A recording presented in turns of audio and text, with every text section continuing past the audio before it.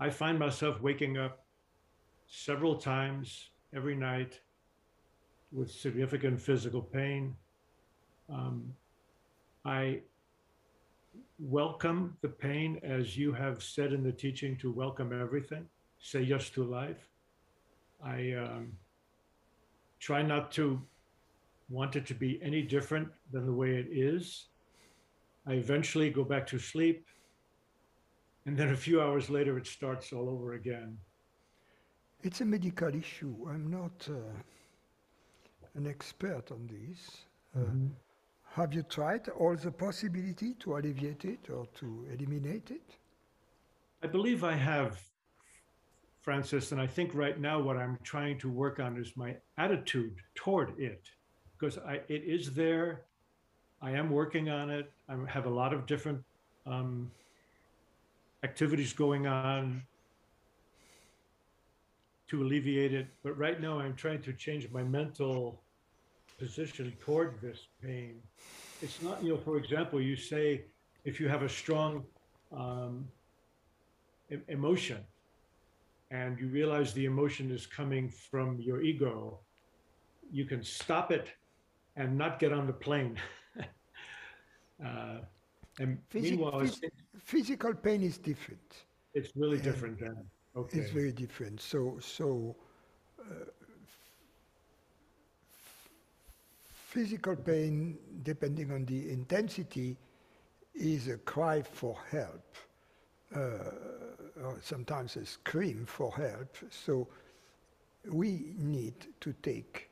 It's like if you have an infant screaming or crying, it's so painful that you want to go there and do whatever is required. And it's the same, it's your body screaming when the pain is intense. And so we need to take steps. If the pain is less intense, but still is sufficient to wake us up at night, we need to take the best steps we can. That's my view, and I'm not a doctor, but try to exhaust all medical options. Medical, and if the Western medicine is not sufficient, try other options. But I would try the Western medicine first, the scientific medicine first. And also do your own research. I mean, doctors are not infallible. That has been my experience. And you have to do your own homework. And I was thinking there might be something in this idea that I am not my body, and it's the body that's hurting, but I am not my body, and to try to achieve some distance from it, but it still hurts. I've had several episodes in my life of severe pain or severe discomfort, and I must tell you that what happens in this case is that all the attention of your body is focused on this. That's how it works. It focuses our attention spontaneously on the problem. So we may not like it, but it's a natural phenomenon happening in the body. So to alleviate it is to take the appropriate steps. Thank you, Francis. Thank you, Francis. I really appreciate it. There is something to add, yes, is that it's important also to not to add to the physical pain a layer of psychological suffering. And there are two types of layers of psychological suffering that can be added on top of physical pain. One is aversion to pain, and the other one is fear of death. fear of death is like I have a toothache, well, it may be cancer of the jaw or whatever, you see, this type of thing. Whereas if you relatively say, it's a toothache, I have to see the dentist, all of a sudden it's a very different level of suffering, right, or of pain. And the other thing is low tolerance to physical pain. And there are people, the slightest little element of pain becomes for them a big deal because they are resisting it. So, yes, there is something to what you said that can be done, which is when pain arises, to completely allow it. For instance, if you burn yourself,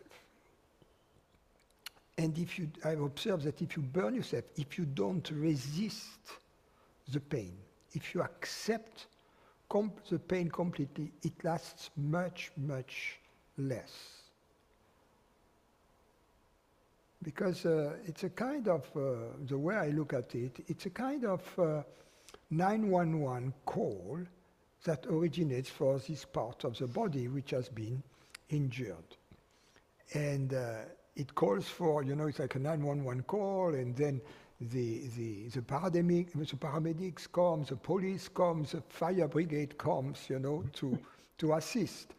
So it's the same thing there, you have burned yourself, so the repair crew arrives to fix it, the immune system crew, like the police, arrive to protect against infection, etc., etc. So it's so if you don't resist it, it allows for normal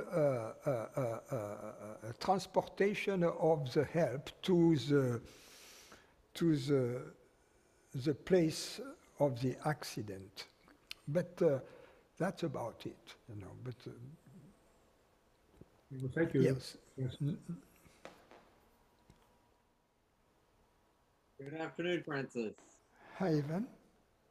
When we have an understanding or realization of this awareness, is my awareness the same as what is looking out of your eyes or out of my dog's eyes? Is it still individual? Is it still a personality? Or do we discover that it is just one thing looking through all of these lenses? If you could clarify. Yes, it is. There is only one, but there is more to it. It's just that there is only one witness looking through all kinds of apparatuses or instruments, but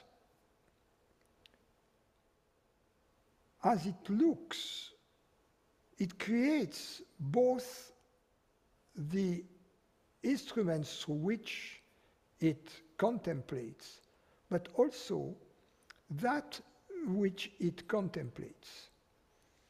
So, as we look at the world, we create this body instrument, and we create the world we are looking at. And not only do we create these body instruments, but we create all the body instruments, so through which we look at this universe from multiple vantage points, if you will, simultaneously. Each camera, locally, not being aware of what is being recorded or filmed by the other camera.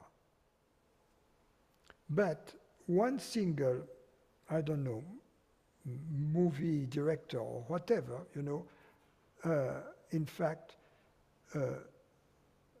contemplating itself through all these channels, through all these instruments.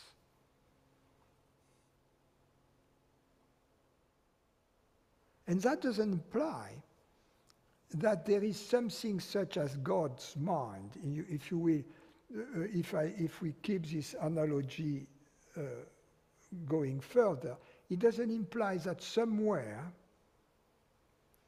there is a producer of this show which has all the screens in front of himself or herself and can see simultaneously all the screen.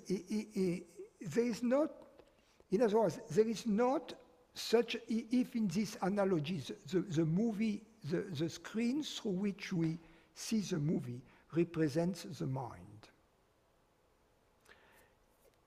The fact that there is only one beholder of all of these screens doesn't imply that somewhere there is a huge screen which is a multi-screen which represents in all the screens next to each other, you know, like on a security camera system where the security officer is in his monitoring room and can see simultaneously. No, that's not, there is not, if in this metaphor screen equals mind, there is not necessarily a cosmic screen, God's screen. God is maybe happy enough to visit each screen individually, conveniently forgetting when he is witnessing through a screen that he is or she is simultaneously witnessing through all the other screens. It's a kind of and if you say, well, that's preposterous, how can we at the same time witness through different screens and forget? Look, when you dream, you can be surprised by an event that suddenly happens in the dream. Like you are smoking pot and all of a sudden the police just bangs through the door and comes with the SWAT team in the room. Well, if that happens, you are surprised. The reason why you are surprised is that you didn't know that it was going to happen. But it's kind of strange because on the other end, when you wake up, you realize that you were the producer of this dream. So somehow you knew since you manufactured, you created it. So at the same time you create and you forget. You see? So this cause, if on the individual level of the human mind we have this possibility, of course, this universal intelligence that creates everything, including this human apparatus, can do the same. It's just that it's unfathomable to the mind. It doesn't mean it doesn't exist. So I recently lost a beloved dog, and it really has shaken me in ways that I just never even knew were possible. And to some degree, I understand that his name was Otis because it's Black Lab mix, and I understand that what he is in the absence of his physical body, that thing still is eternal. I'm like, if I believe that my awareness is eternal, then I have to believe that his awareness is eternal. But is he God? Was he God looking at me from a different lens? And where, is Otis always Otis? Is Evan always Evan? Or is awareness just, do we lose those names afterwards? I think every time there is love, when we look at someone and someone looks at us, it's eternal.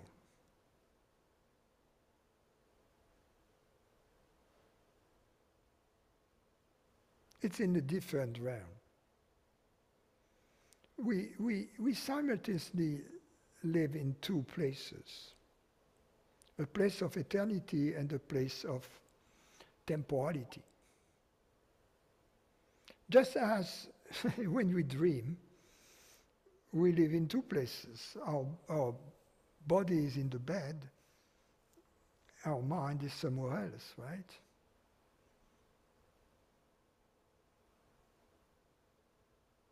So we live in two places, a place which is our real place, and then we dream this cosmic dream. We are Vishnu. No, it's not just Shivoham, Shivoham, it's also Vishnuham, Vishnuham.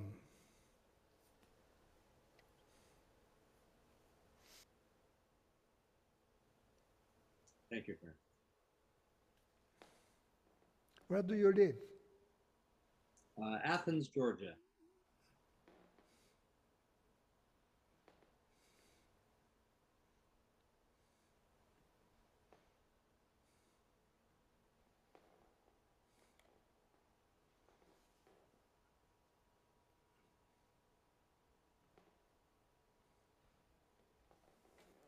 Hi, Lois. Good to see you. Thank you for taking my call. I'm a writer, and I've been taking a writing class to write my memoir. Ever since I started that, I've been having dreams of lack and limitation. Tell me more about these dreams. Are they nightmare or are they good stuff? Are they not good dreams? Because they're not good dreams. They are not good dreams. No, no sense of lack. That carries over from, my daily life into my dreams. And then I experience the same thing in my daily life.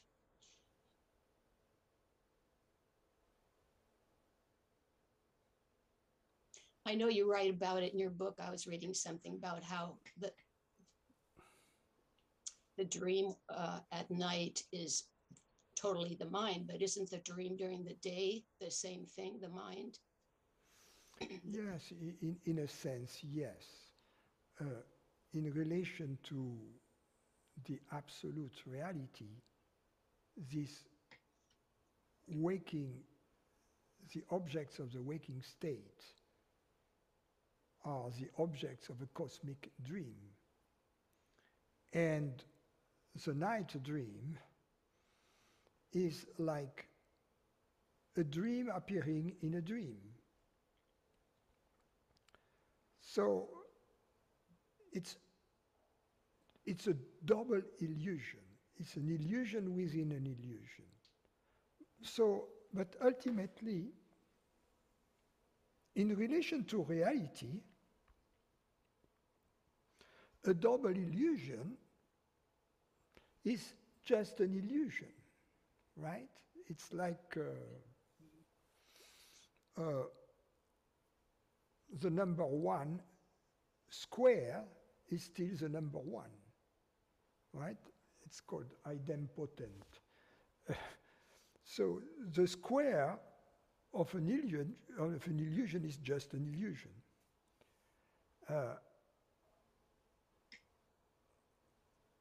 So we can see it from 2 vantage points. From the vantage point of ultimate reality, both the waking state and the dream state are equally illusory. From the vantage point of the waking state, however, there is a difference. The dream or hallucination is an illusion, whereas the world, which is subjected to the intersubjective agreement among people, is more real.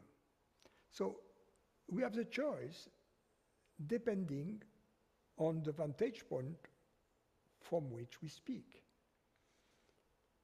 This life here in this world is kind of a dream, but the question is how to navigate in this dream, what's the best way to dream the dream, to live the dream. And the best way to live the dream is to live this dream as if it was real, knowing it isn't. I repeat that. The way to live this dream is to live it as if it was real, knowing it isn't real. As if it was real, meaning we enjoy it. Knowing it isn't real, meaning we don't suffer Every time we suffer, it's just because we believe it to be real. The only thing that has helped is, yes, stepping back from that and asking, what am I? That's the only time I've been able to get a break from that. So, yeah. But I wanted to ask you a question. What is the intention in writing your memoir? Because that's the most important. What is there? What? Oh, okay. I'm not so interested in the subject matter. I just like the exercise of writing, and I found a class that I really enjoy, get a lot of support from my fellow writers and from the teacher. It's just, maybe this isn't the subject I should be writing about. I don't believe in going back, into the past and dragging up things. Yeah, I would be more, if I were to that, unlike you, I hate writing, so I'm not going to do that. For me, it's a chore. But it seems to be that if I was going to do that, I would create my own characters based on my own experience, but all kinds of people, all kinds of weirdos I've met in my life, because only weirdos are really interesting, right? The people who are normal, I mean, who cares, is boring. But I will put all the weirdos I've met, and I've met a lot, including myself, right? So I've met a lot of weirdos. I put all these characters in the movie, you see, in the book, and play with them in this. But that's not the only thing. If I was writing something, it would be to communicate my experience of life, to not as it is usually understood, what I've learned from life, all the mistakes I've made that I don't want other people to make. No. Not that. But the salt of life, how all these characters, all these weirdos somehow were an expression of this beauty, of this life, of this love, of this passion. You see? How it's like a painter, painting all kinds of flowers in the bouquet. So you wouldn't write about the mistakes you've made, you said. You would write about the characters, kind of no, because stepping back. If I had to write about all the mistakes I've made, I would need 5 lifetimes, right? I don't have enough time to do that. So the other question is,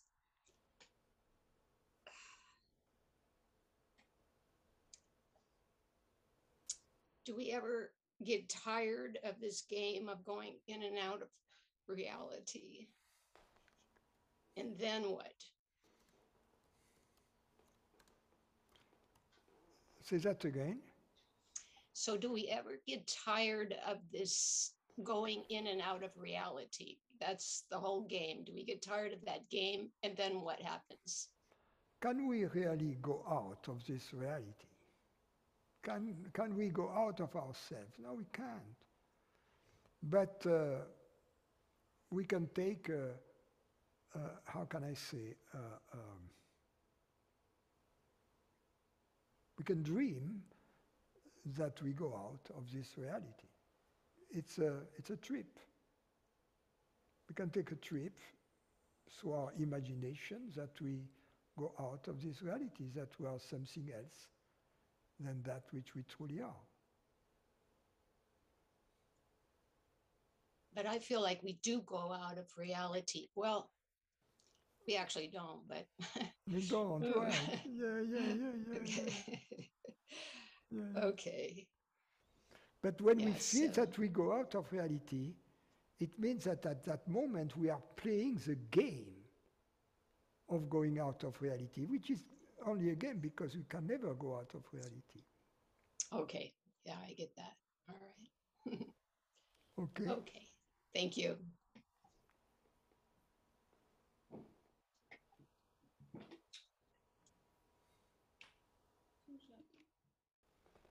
Hi, Amna. Well, I asked you this before, and it keeps coming up again about like people who show up in evil ways. Like, I don't know, like a human being is different than something natural or an animal, or so. For instance,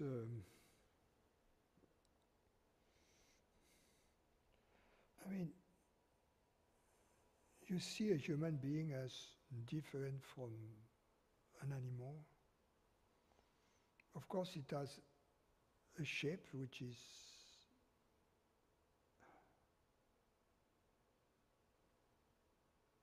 similar to ours and different from an animal. But for instance, take a newborn baby with whom you are not able to really communicate yet.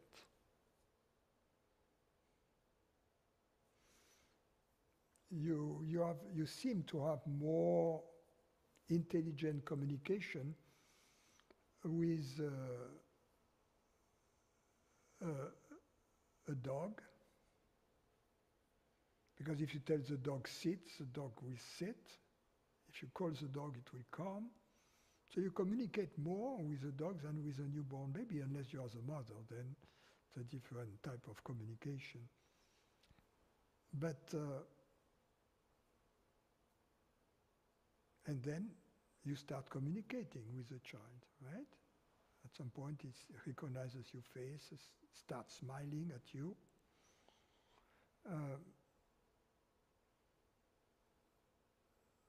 Actually, I love this period when infants, when they smile at new faces. It's very sweet. I love to be smiled at. I look at them and, yeah. But that's a different story, because that's already a form of communication which is quite beautiful, in fact. Because it means I love you, I want to do any harm to you. I'm harmless, and you are harmless, and we are the same. That's what it means. But, you know, with dogs, for instance, I'm talking about enlightened dogs, real dogs, not about stupid dogs that bark all the time and want to eat you alive. No. But nice dogs, I mean, you have this form of deep love and communication. Unconditional love of a dog for you is very beautiful. I see very little difference. And then once you have this transition to dogs, you have it with all animals. That's why I don't accept mosquitoes. Mosquitoes, these ones I make an exception because they belong to the same planet as garlic and onion. But they should be all in Shropshire. So mosquitoes, garlic and onion. But without this exception, everything else is perfect. You know. I was meaning like this mind accepts that a lion or something can hurt, I don't know, can hurt other humans. Like it's just a lion or an alligator. But like a human hurting other humans, and like you just have a hard time accepting. Yeah, we communicate differently, but it's why not have the same with all of creation? the same love, like Saint Francis, the birds, the stars, the sun, the trees, the clouds, the rain, not too often. I don't know if I'm asking my question clear. I just have a hard time accepting human like evil. I know, but I want to take you away from this evil thought. That's why, Okay. because you are so sweet, Amna. You're a sweet being. Don't worry about evil.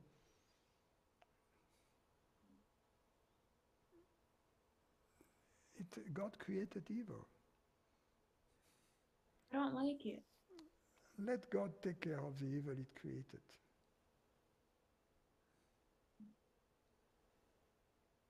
So I don't have to understand it.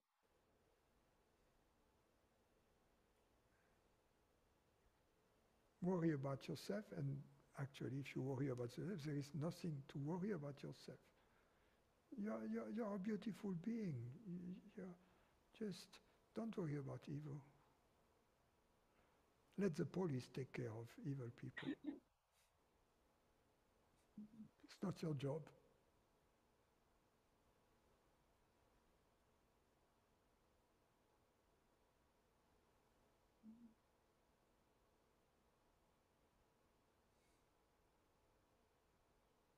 So the invitation. Because it's the same God who creates evil people and who creates viruses and hurricanes and earthquakes and cancer and heart disease. It's the same God that creates all of that. God creates an ever-changing universe, and change implies the disappearance of the old and the appearance of the new.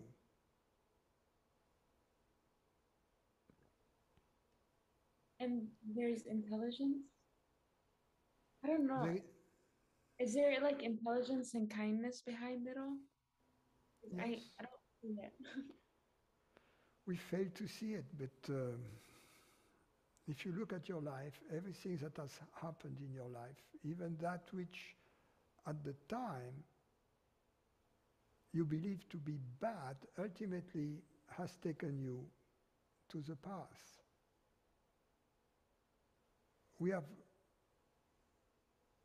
derived much more wisdom from these events which at the time seem to be evil or catastrophic than from those who seem to be benevolent and happy.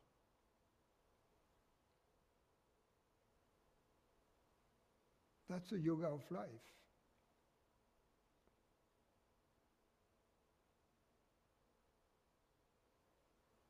So like to express. It takes us to the next stage, if you will.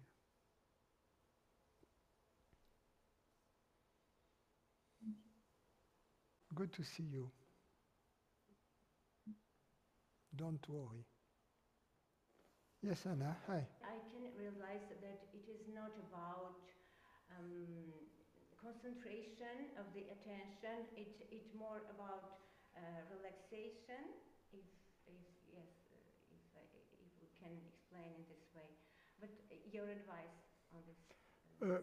Let me make sure I understand the question. What you mean when attention is going out, that's what you said. You mean when we forget, when we relapse into believing. Past or future, yes, yes.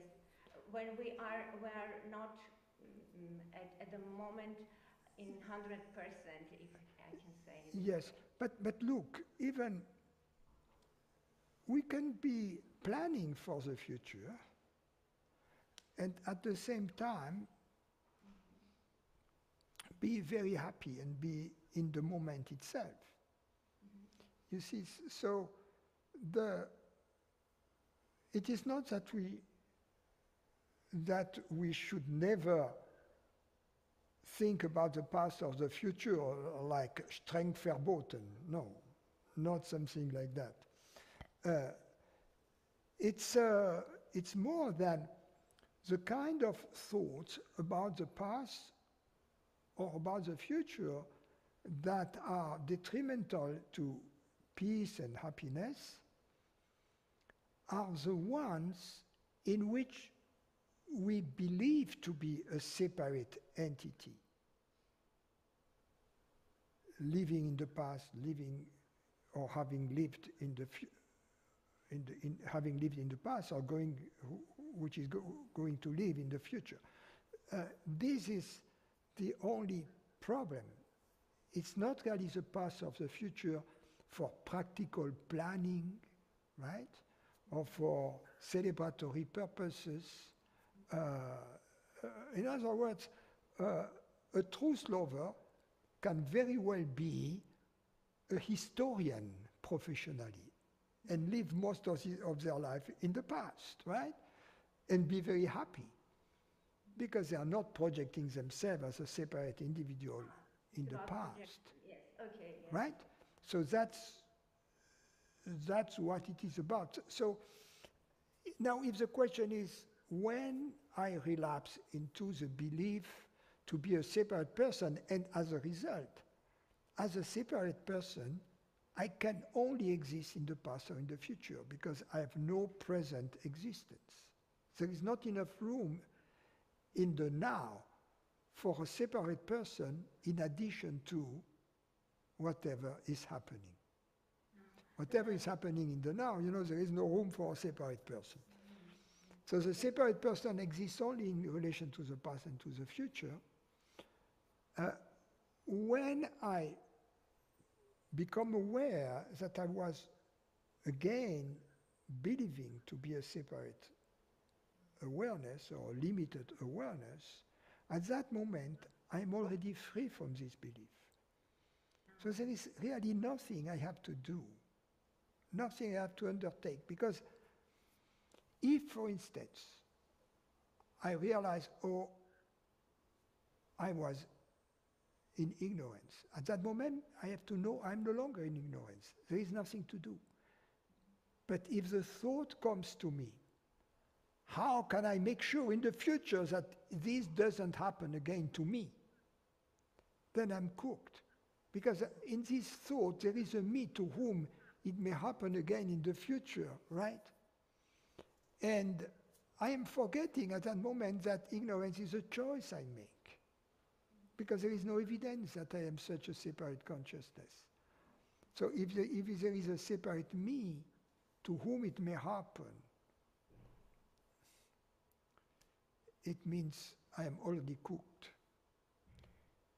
That's why when I realize that I was again in ignorance, the first thing to remember is this understanding that I'm trying to convey to you, that at that moment I'm no longer in ignorance, and as a result, the moment I'm not in ignorance, there is nothing that needs fixing, you see? That's very important. Because if when I am not in ignorance I try to fix it, it means I have fallen into ignorance again. It is becoming, or if I can say, it is seeing. The seeing is happening, and at the moment, and it is instantaneously happening. And but if I can, if this thing is at the moment is opening itself, like the understanding is present. That how to avoid. That's why I ask this question: how to not avoid, but how to bring more. You can understand it. Yeah, but now I can say that the best moment is when we are available, when we enjoy reading about the truth, hearing about the truth, when we have these moments, because then we are open, and then the truth can we can reconnect with it, and it can do its work in us, and that's the most important. And then it enables us to navigate through life. You see, we trust it, and we can navigate through life, and sometimes it's easy, sometimes it's difficult.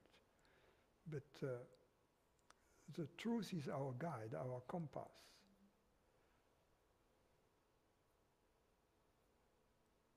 Thank you very much. Du bist willkommen. Tschüss. Ciao.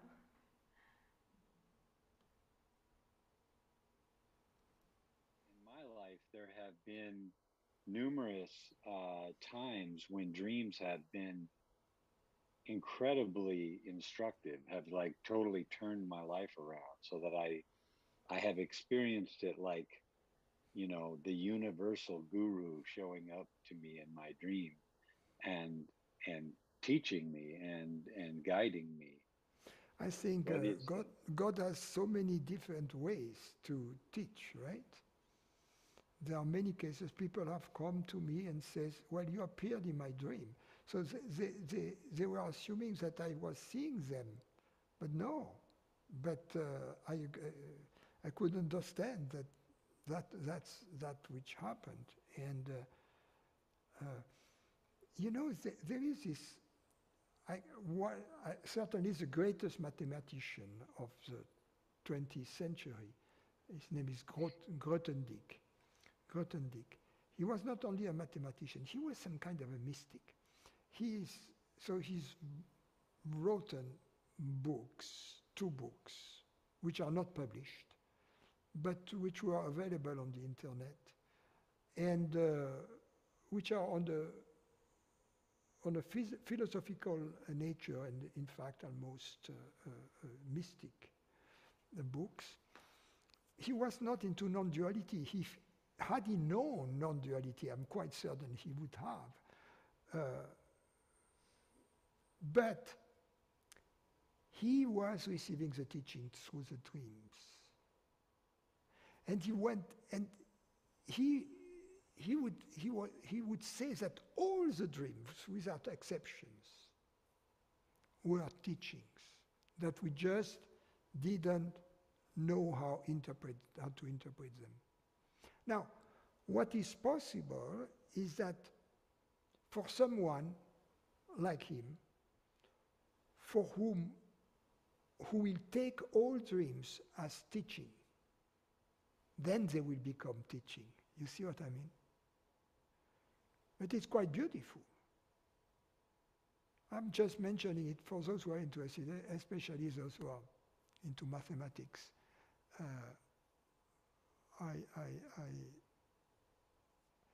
I downloaded these books at a time when he was still alive, and it was still okay to download them. Then later on, he didn't want them to be published, and then he died. So I have them in the... But many mathematicians in France have read those, and of course, most of them don't like it, because they have a very narrow view of science and of mathematics, and they cannot stand the fact that the greatest mathematician of the 20th century was a mystic.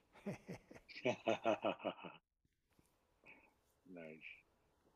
Well, it as I say, it kind of touches on a larger issue for me, which is, you know, when we talk about God, or when we figure out, when we're playing with how to interface with reality, with true nature, sometimes it seems personal, sometimes it seems intimate, sometimes, you know, this, even if it's just a metaphor of the personhood of the divine, there's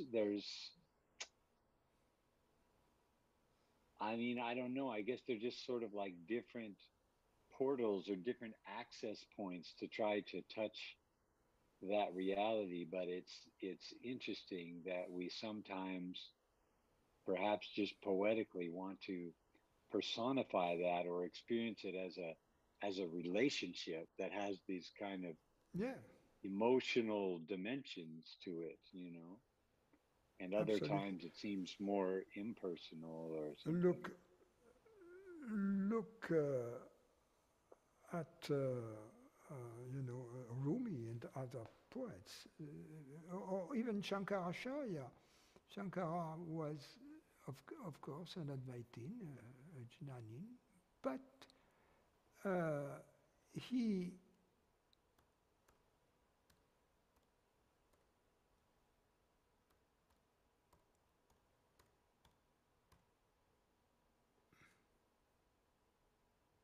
just I'm typing here the name of the mathematician.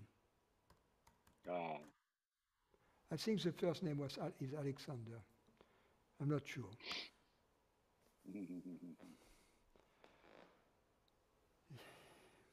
Yes, so this seemingly dualistic, mystic expression of gratitude, of expression of awe, or expression of devotion, although they know better, they know about the non-duality, the non-dual nature of God or of reality, yes. It's a poetic way to convey the same experience, yes. Yeah, I guess it's kind of like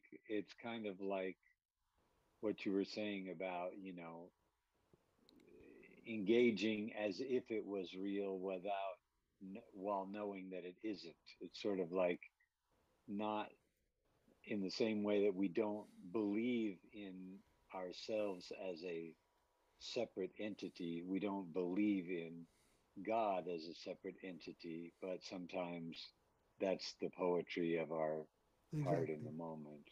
Yeah. Okay. Beautiful.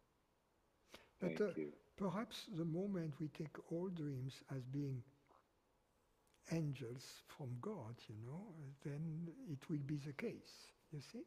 It was that way for me for years, actually. There were some periods in my life, some periods of years in my life where the dream life and what was happening every night was almost more real to me than the daytime. Like I would wake up in the morning and just kind of study those downloads and work with them and be instructed by them. And it was...